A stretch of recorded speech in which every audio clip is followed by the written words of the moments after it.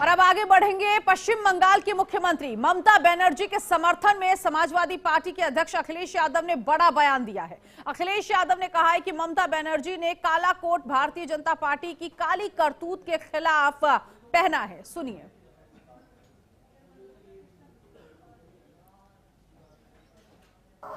ममता बनर्जी जी पहुंची हैं, उन्होंने जो काला कोट पहना है भारतीय जनता पार्टी की काली करतूत के खिलाफ, और जनता को इसी तरह सामने आना पड़ेगा। ये व्यक्तिगत अधिकार की बात है। मत का छीनना आपका हक का छीनना, मत छीनेगा तो हक छीनेगा, और हक किस बात का?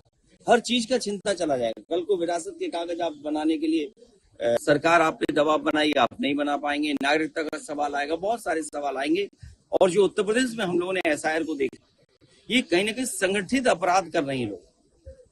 अधिकारी में हुए हैं, कुछ अधिकारी नहीं करना चाहते हैं, लेकिन फिर उसके बावजूद भी अधिकारियों पे दबाव बनाया जा रहा है। जो इलेक्शन कमीशन के अधिकारी और सरकार के अधिकारी, उनको पकड़ा है और उदाहरण पेश किया है, किसी पे कार्रवाई नहीं हुई।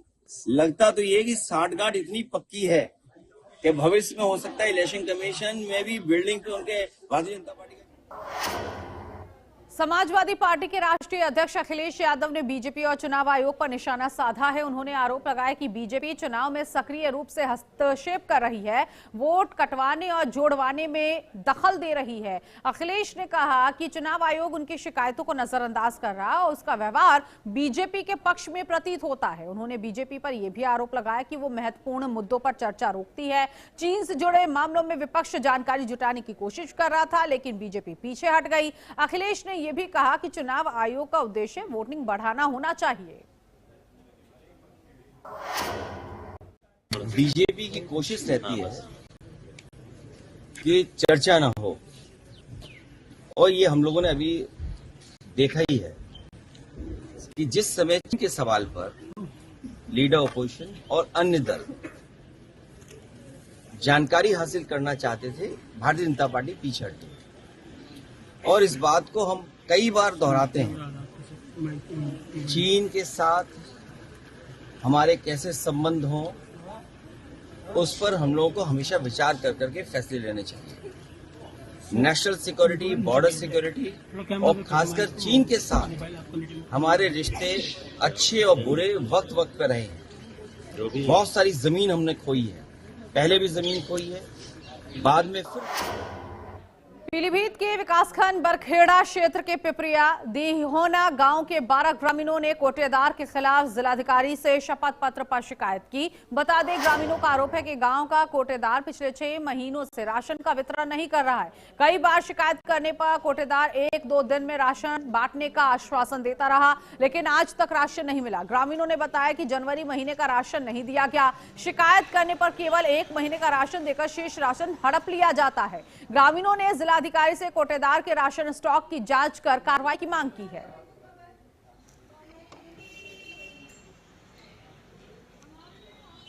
इसमें हमारे यहाँ का रिसिपाल कोटेदार हैं पुत्र मोतीलाल, उन्होंने 1 जनवरी महीने का पूरा राशन ब्लैक करके बेच दिया है उन्होंने, और किसी को भी राशन प्राप्त नहीं हुआ है। और जब कभी काफी लोग जब जाते हैं वहाँ के, तो गाली गलौज दे करके भगा देते हैं और सीधे कहते हैं कि आपको जो करना है, कहीं भी शिकायत करनी है आप शिकायत करो जाके, लेकिन जनवरी महीने का हम आपको राशन नहीं दे पाएंगे।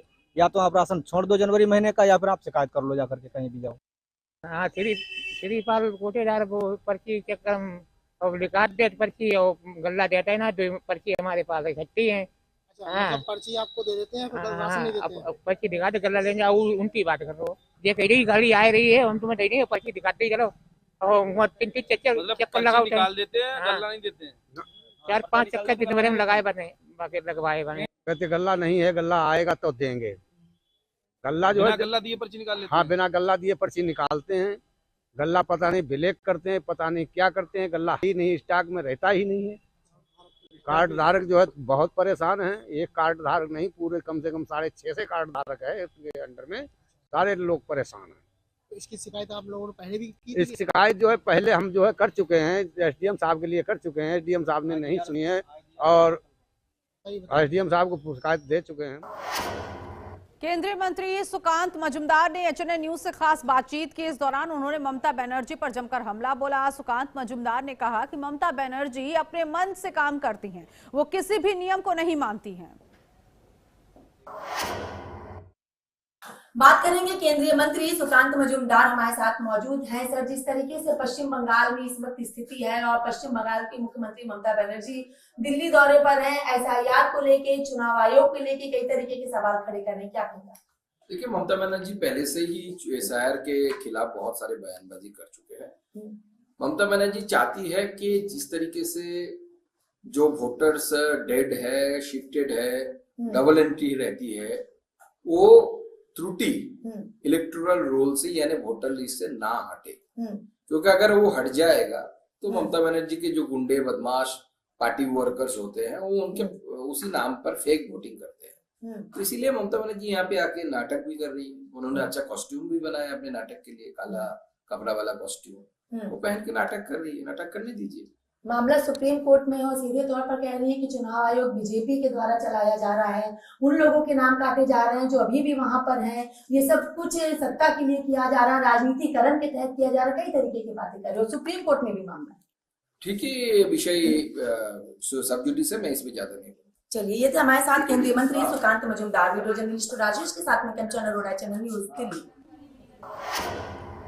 आगे बढ़ेंगे। जवाहरलाल नेहरू विश्वविद्यालय में यूजीसी पर सुप्रीम कोर्ट की तरफ से स्टे लगाए जाने के विरोध में जेएनएसयू के छात्रों ने मशाल जुलूस निकाला। इस दौरान छात्रों ने एक्ट और यूजीसी को लागू करने की मांग को लेकर नारेबाजी की। वहीं जेएनएसयू प्रेसिडेंट और पूर्व प्रेसिडेंट ने कहा कि सुप्रीम कोर्ट पर किसी दबाव के कारण यूजीसी एक्ट पर स्टे लगाया गया। छात्रों ने चेतावनी देते हुए कहा कि अगर एक्ट लागू नहीं हुआ तो आंदोलन कैंपस से लेकर गली मोहल्लों तक जाएगा।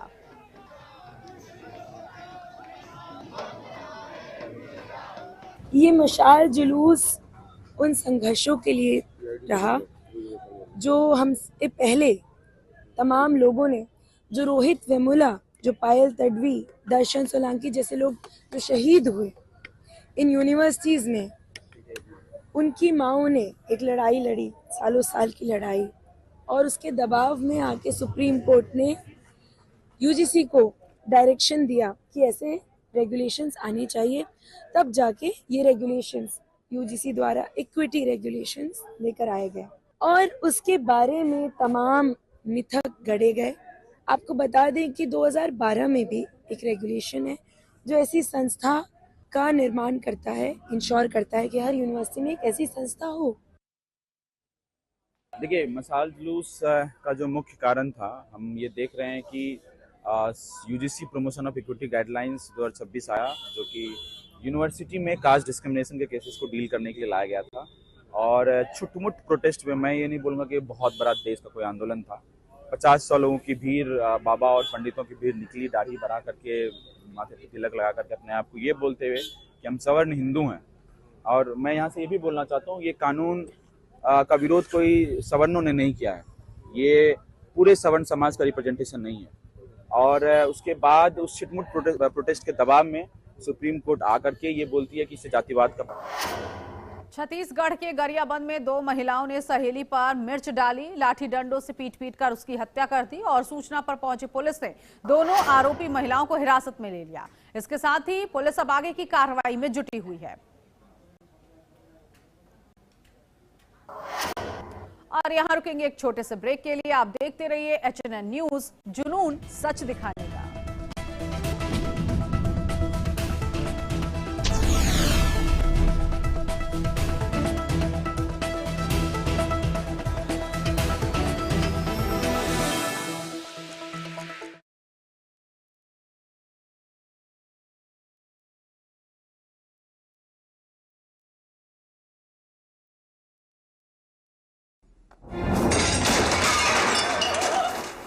फर्श की टाइल्स को चेंज करो, बड़ी स्लिपरी हैं। थर्मोकूल वॉशिंग मशीन। थर्मोकूल, इंडिया का नया अंदाज।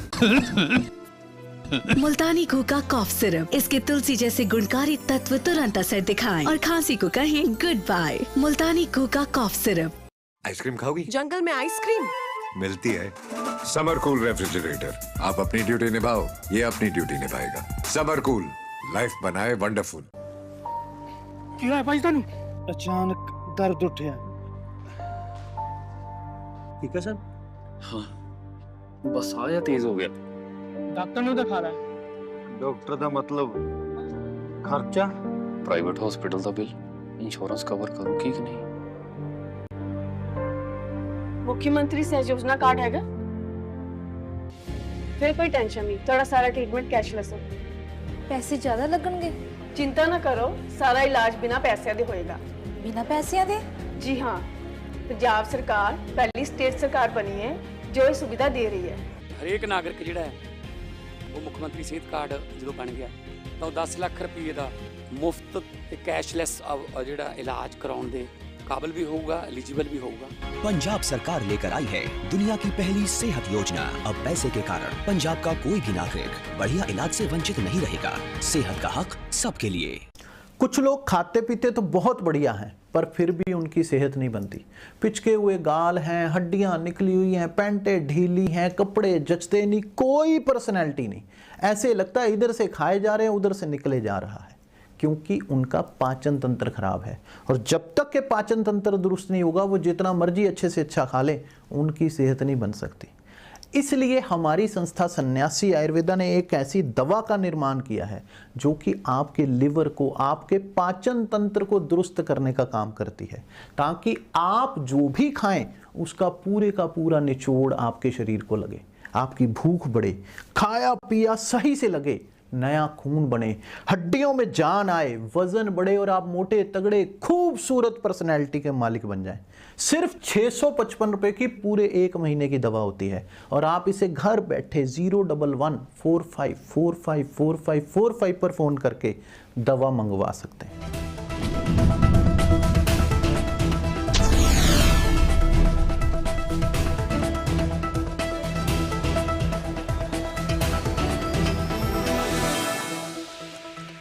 ब्रेक के बाद आगे बढ़ेंगे। छत्तीसगढ़ के कवर्धा जिले से एक बड़ी खबर सामने आई है। यहां जिला विपणन अधिकारी अभिषेक मिश्रा को सस्पेंड कर दिया गया।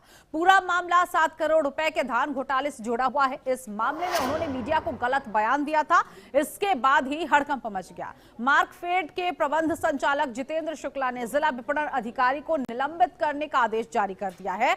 दरअसल कवर्धा जिले के बाजार 4 भाटा और बघरार धान संग्रहण केंद्र में 26,000 क्विंटल धान गायब हो गया था। इसकी कीमत 7 करोड़ रुपए थी और इस पूरे मामले में जब मीडिया ने जिम्मेदारों से सवाल किया तो डीएमओ अभिषेक मिश्रा ने चौंकाने वाला बयान दे दिया था। उन्होंने बयान जारी करते हुए कहा था कि धान चूहा और कीड़े खा गए हैं। इसके बाद हड़कंप मच गया था। 65 संग्रहण केंद्र में हम आधे से भी कम है हमारा स्थान। 2 भाग में बांटेंगे तो हमारे यहाँ प्रदेश के आधे से ज़्यादा संग्रहण केंद्रों में हमारे यहाँ से ज़्यादा शार्टेज। हम तो काफ़ी स्थिति अच्छी है हमारे यहाँ। हम 2.98 है, वहाँ बघर्रा में 3.5 है, 4 भाटा में। कुछ वजह क्या है उसमें? वजह क्या शार्टेज आने का? खुले मैदान रखा है, खुले मैदान में रखा हुआ है तो उसके लिए चूहे हैं, कीड़े हैं, दीमक है, मौसम है। दिल्ली में एक होटल के पास खड़ी कार चोरी हो गई। चोरों ने कंप्यूटर की मदद से लॉक तोड़कर गाड़ी चुराई और कुछ ही मिनटों में वो फरार हो गए। वाहन मालिक हरियाणा के करनाल से लौट रहे थे और रात करीब 1 बजे होटल में खाना खा रहे थे। उन्होंने बताया कि बच्चे की फीस जमा करने के लिए गाड़ी में नकदी रखी थी। घटना के बाद इलाके में हड़कंप मच गया। चोरी की पूरी वारदात सीसीटीवी कैमरे में कैद हो गई है। पुलिस ने केस दर्ज कर सीसीटीवी फुटेज खंगालते हुए आरोपियों की तलाश शुरू कर दी है।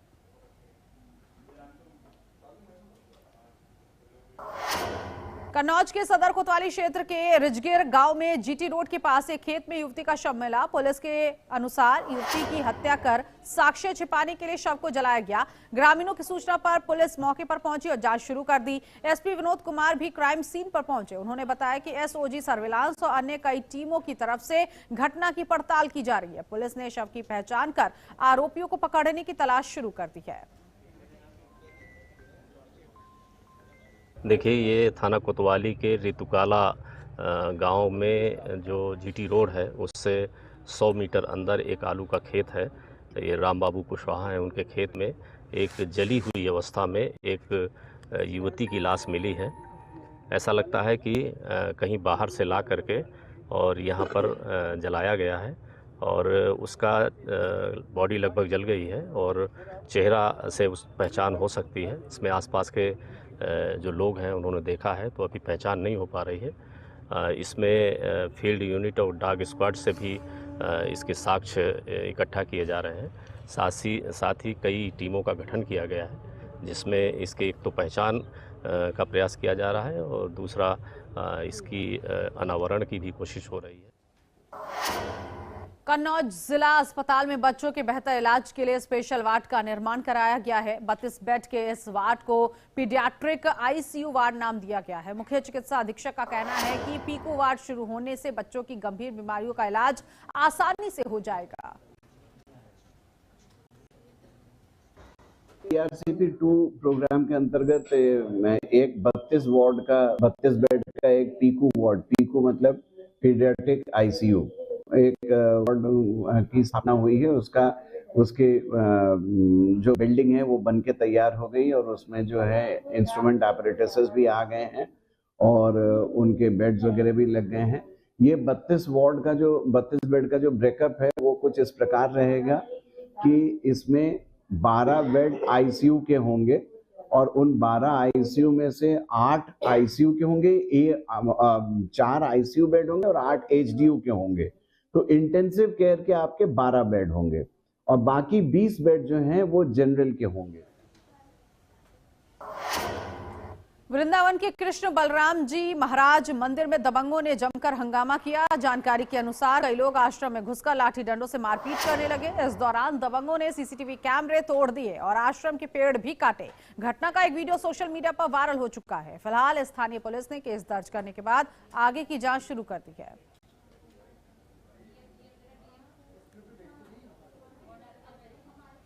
तो वृंदावन आश्रम से ये सीसीटीवी फुटेज सामने आया है, जहां कुछ दबंगों की दबंगई देखने को मिली है। लाठी डंडों से मारपीट लोगों के साथ की गई है और अब इस घटना का वीडियो सोशल मीडिया पर वायरल हो चुका है। पुलिस इसी वीडियो के आधार पर आगे की जांच कर रही है।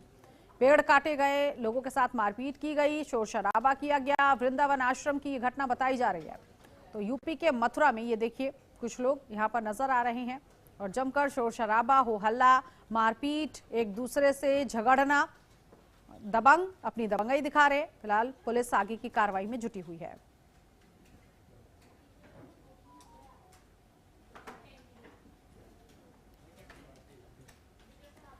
तो हाथों में लाठी डंडे नजर आ रहे हैं लोगों के और एक दूसरे को पीटा जा रहा है। इसमें महिलाएं भी हैं, कुछ युवक भी नजर आ रहे हैं। आगे बढ़ेंगे। शब-ए बारात को लेकर वेस्ट दिल्ली पुलिस ने सुरक्षा के कड़े इंतजाम किए हैं। पुलिस ने जिले के हर थाना क्षेत्र में पुलिसकर्मी तैनात कर दिया है। 50 से ज्यादा बाइक राइडर्स सड़कों पर तैनात किए गए हैं। पुलिस ने 3 बड़े कब्रिस्तानों और 24 से ज्यादा जगहों पर विशेष सुरक्षा सुनिश्चित की है। वहीं डीसीपी दराडे शरद भास्कर समेत वरिष्ठ अधिकारी भी रात भर सड़कों पर नजर आए।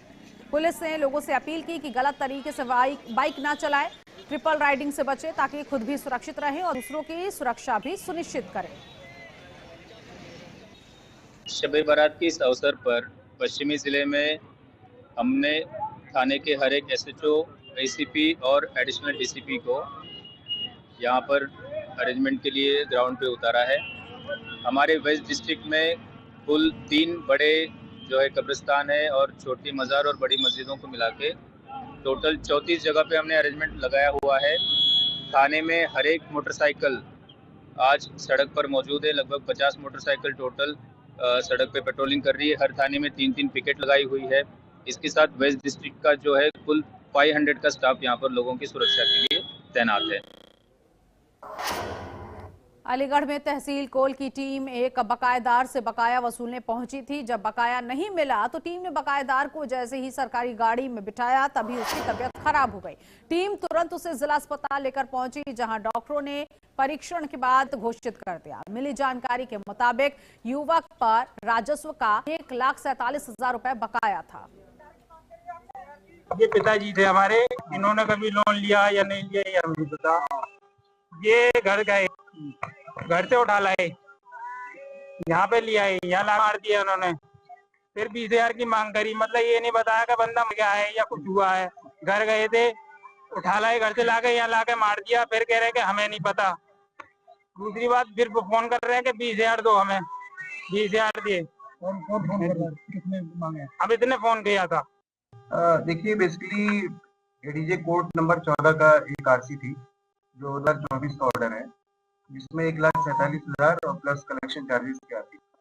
तो इसमें जो इस्माइल खान के नाम से आरसी थी, वसूली की प्रक्रिया चल रही थी और इन्होंने बेसिकली एक प्लॉट खरीदा।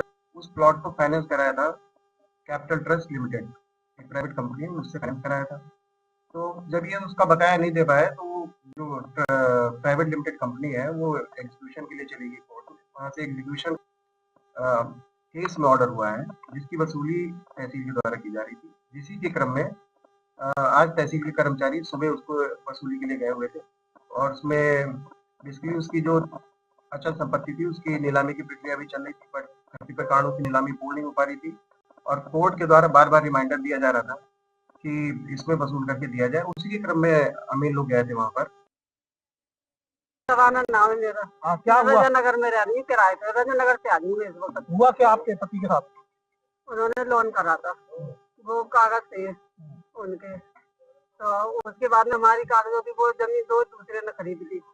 वो कोई दूसरा और रह रहा दो बना के। अब इन्होंने उस कागजों पर लोन ले लिया। हम भरते रहे किस्तें, हर महीने भरते रहे। इन लोगों का कोई पता नहीं। अब ये क्या नाम है, इन्होंने ये कर दिया ये सब। आज क्या किया? आज क्या हुआ? आज ये जबरदस्ती गाड़ी में बिठाल के लेके आए, जबरदस्ती। कौन? ये एक तो ये थे अमीन साहब थे और थे। तो क्या कर रहे थे पति घर में जब ये लेके आए थे आपके? ये चाय पी के घर से बिल्कुल निकले ही थे, इतने में ये पहुंच गए। और इसी के साथ इस बुलेटिन में अभी के लिए बस इतना ही। आप देखते रहिए HNN न्यूज, जुनून सच दिखाने का।